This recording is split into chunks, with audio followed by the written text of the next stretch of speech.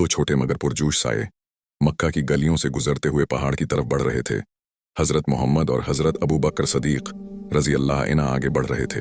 अब अबू जहल तकरीबन 700 से 1000 सिपाहियों के साथ नबी और हजरत अबू बकर का पीछा कर रहा था ताकि उन्हें पकड़कर मक्का वापस ले जा सके, और उनका लश्कर पहाड़ी रास्तों से आगे बढ़ रहा था। हर तरफ शूर, घोड़ों की टाप और सिपाहियों की चीखों पुकार सुनाई दे रही थी, जैसे हर लम्हा किसी बड़े हादसे का इम्कान हो। आखिरकार वो गार सौर के करीब पहुंचे, एक छोटा और तारीक गार जहां दाखिल होते ही एक अजीब सुकून ने दिल को थाम लिया। गार के मुन्हा पर अल्लाह ताली ने कुदरत के अजीब मज़ाहिर दिखाए। एक मकड़ी ने अपना जाला बना दिया, जैसे कुदरत ने दुश्मन की आंखों को धोखा देने के लिए हर चीज तरतीब दी हो। कुफार गार के करीब पहुंचे तो दिलों में अजीब खौफ और गमराही ने उनकी हिम्मत तोड़ दी। वो न तो अंदर जा सके और न जान सके कि कौन वहां छिपा हुआ है।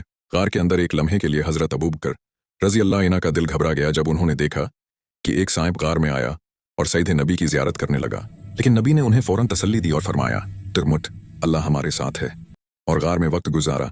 इस तरह अल्लाह ताली ने हजरत मोहम्मद और हजरत अबू बकर रजी अल्लाह इन्हा की हिफाजत फरमाई और आपका हिजरत कामयाब हो गई।